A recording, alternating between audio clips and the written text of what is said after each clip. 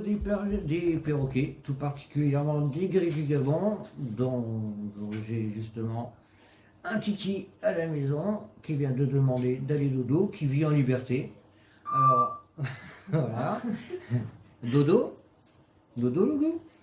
Bonne nuit, papa. Donc, quand il veut aller dormir, il le dit. Hein. Dodo, bonne nuit, dodo, bonne nuit, dodo, papa, dodo. Donc, c'est dodo, on va se coucher, il veut aller se coucher. Quand il veut aller se coucher, il le demande. Alors, sachez qu'un perroquet, alors j'ai eu une question il n'y a pas très longtemps. Je suis tout seul, est-ce que je peux me permettre d'avoir un perroquet dans un appartement? Alors, déjà, dans un appartement, c'est un peu chaud patate.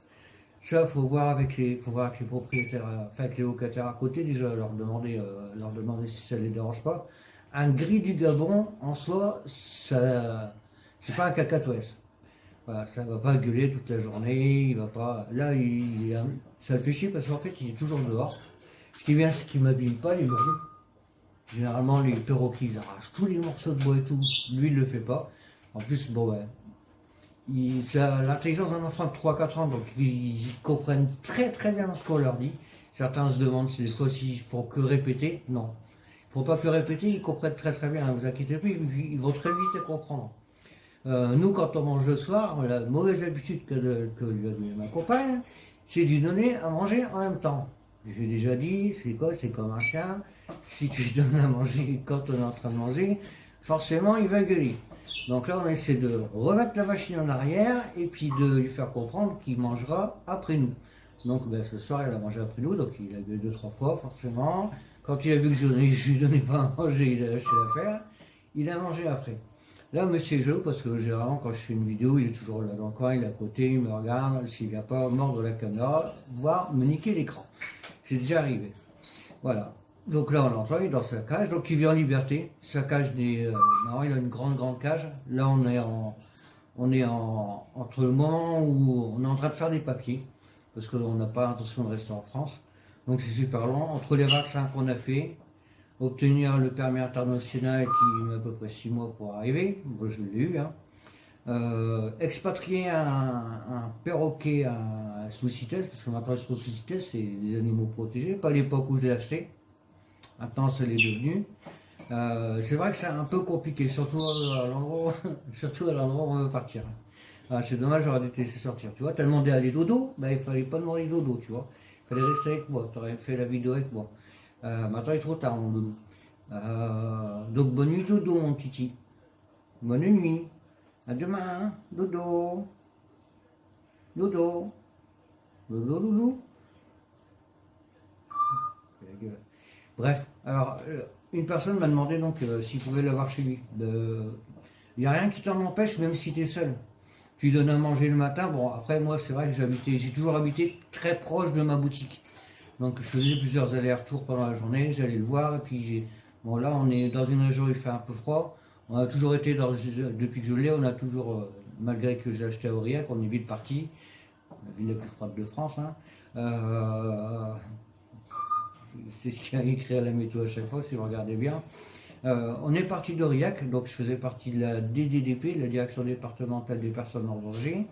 Je faisais aussi partie de la DDV, la Direction départementale des services vétérinaires. J'avais plus de 20 000 migales à la maison, 800 couples de serpents, des centaines de scorpions, j'ai pitons moulures, donc serpents géants. Je suis capacitaire pour tous ces animaux-là, pour l'élevage, la détention, la reproduction.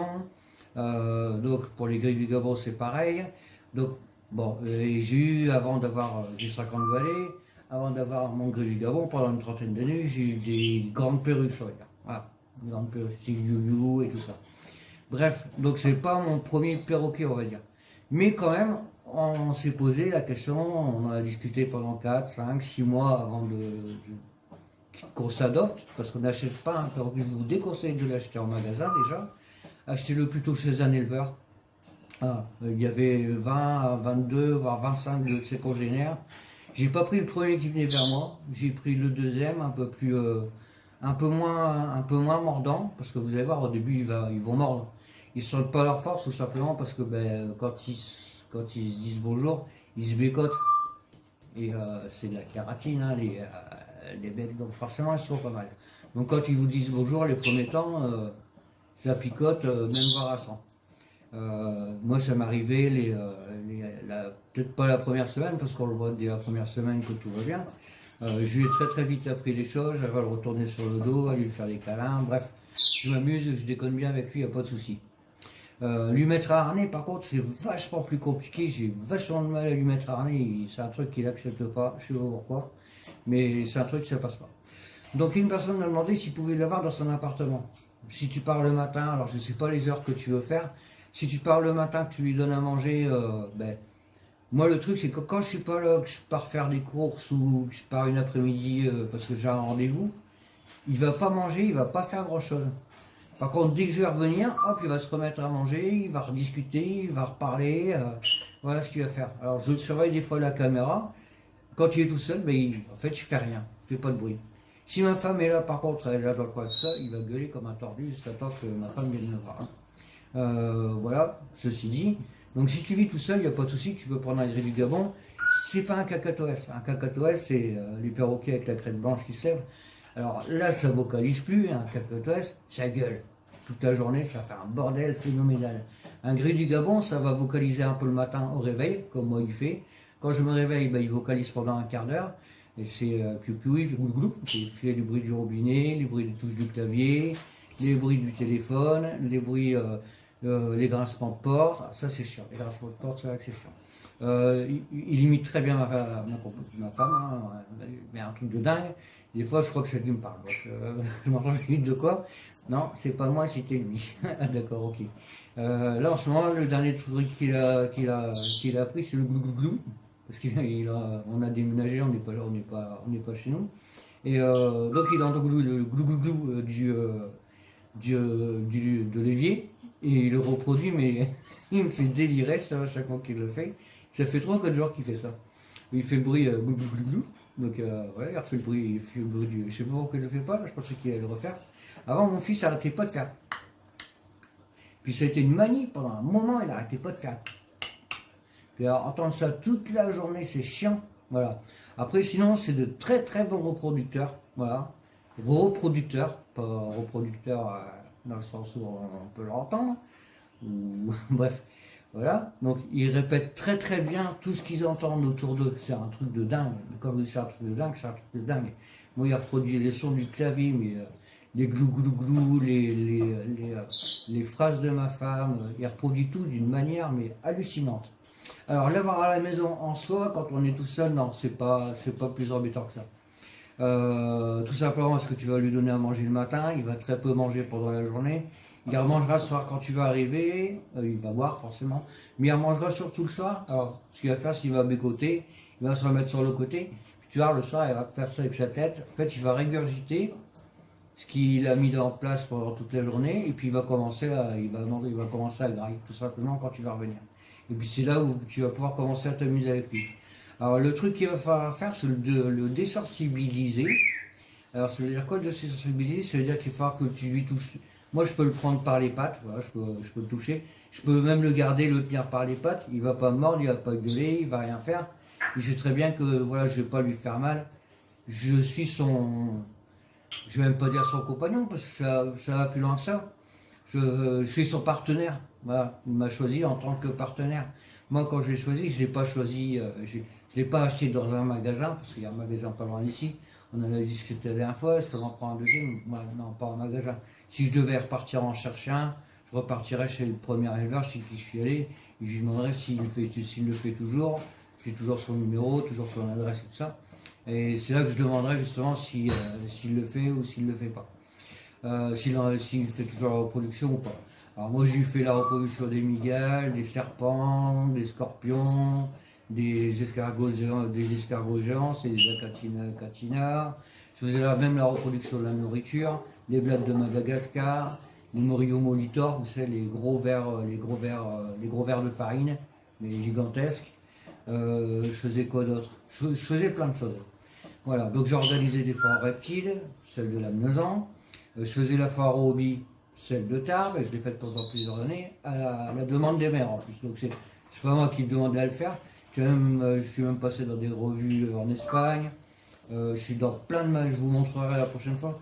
Je je suis dans plein de coupures de journaux. Bon, ça remonte à une quinzaine d'années, hein, tout ça, 15-20 ans maintenant. 50 balais, je faisais ça quand j'avais une trentaine d'années. Donc j'ai des vieilles coupures de journaux, mais que j'ai plastifiées. Voilà.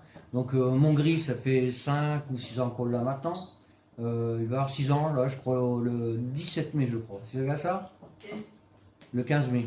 Le 15, voilà, le 15 mai. Le 17, le 15. Le 15 mai. Il va y avoir 6 ans, ouais, 6 ans ou 7 ans le 15 mai. Bref, donc ça fait un moment que je l'ai. Voilà. Alors au début, on m'a dit, ouais, il va mais ça, c'est toujours les gens qui n'en ont pas, qui ne peuvent pas en avoir. Alors ça coûte pas plus cher qu'un chien, ça coûte pas plus cher qu'un chat, ça coûte pas plus... Oui, à l'achat, ça coûte plus cher. Après, en graines, ne me disent pas que ça va rien vous ruiner, c'est pas possible. Ça mange des pâtes, c'est omnivore, ça mange des pâtes comme nous on mange des pâtes, faut pas les saler juste. Faut pas lui donner non plus de fromage cru, enfin de fromage fermenté, pardon. Faut lui donner du fromage normal, quoi. Pas du fromage qui a fermenté, tout simplement, à cause des bactéries. Voilà, lui changer régulièrement sa cage, c'est un truc. Lui changer son eau 3-4 fois de la journée. Alors c'est vrai que quand on part le matin et qu'on revient le soir, c'est compliqué de lui changer la flotte. Mais c'est pas le moment justement où il va boire le plus, où il va manger le plus. C'est quand vous allez rentrer, quand tu vas rentrer, toi qui m'as posé la question, c'est que toi quand tu vas rentrer du travail, c'est là qu'il va commencer à vocaliser, et coucou, et bonjour, et puis il va répéter tout ce que tu dis, même les bêtises, hein. Du style putain, voilà, ça c'est un truc que j'ai entendu il y a 2-3 jours aussi, il le disait pas avant, maintenant maintenant il le répète, ça c'est des trucs pas cool. Voilà. Donc évitez ces mots-là parce qu'il les répète. Alors si vous avez un voisin qui fout toujours sa musique à fond et puis que oui tout le temps, putain il faut encore mettre sa musique à fond ce con, si un jour il descend sonner chez vous et puis qu'il vient vous en vous demandant un truc et puis il va encore sa musique à fond, ce con. Forcément, vous allez vous faire griller. Donc faites attention à ce que vous dites, à ce que vous répétez et surtout ce qu'il entend. Donc c'est super intelligent. Comme je vous ai dit, c'est l'intelligence d'un enfant de 3-4 ans, c'est méga intelligent. Là, on a l'intention de partir. Donc on a appelé c'est tout un bins pour pouvoir le faire partir. Ne serait-ce qu'au niveau de la paperasse, ça fait 6 mois qu'on est sur la paperasse. Nous, on s'est déjà fait vacciner. J'ai tous les papiers de transport, de l'Adréal, de la DDP, ouais, de la DDPP, de l'Adréal. On a trouvé le vétérinaire pour pouvoir lui faire les vaccins. Alors là, on ne sait pas si c'est un test PCR ou un test vaccinal qu'il faut lui faire, on ne sait pas du tout. En plus, là, on vient d'apprendre il y a quelques jours qu'ils auraient changé les lois au niveau du pays où on veut partir, qu'ils auraient interdit les perroquets pour l'importation. Mais est-ce que c'est vraiment les perroquets? On ne sait pas, parce qu'on a une vétérinaire qui a fait partir un perroquet il n'y a pas si longtemps que ça. Donc voilà. Donc j'ai 2-3 adresses de personnes à Bangkok qui s'occupent des services vétérinaires, dont si vous leur écrire en anglais, on leur a écrit en anglais, on leur a envoyé le truc. De toute façon, c'est ce que je vais parler là, je vais reprendre ma chaîne, c'est ce dont on va discuter tout au long de la chaîne. Donc si jamais vous avez des questions sur ce sujet, surtout n'hésitez pas, demandez-nous. On est en plein dedans, on est en train de le faire. C'est pareil que pour moi, que pour nous, il a fallu faire les piqûres, il a fallu le permis de conduire international, il faut ceci, il faut cela. Alors, on se dit pas, ouais, tiens, je pars là-bas définitivement pour... voilà, il faut se préparer quand même bien avant.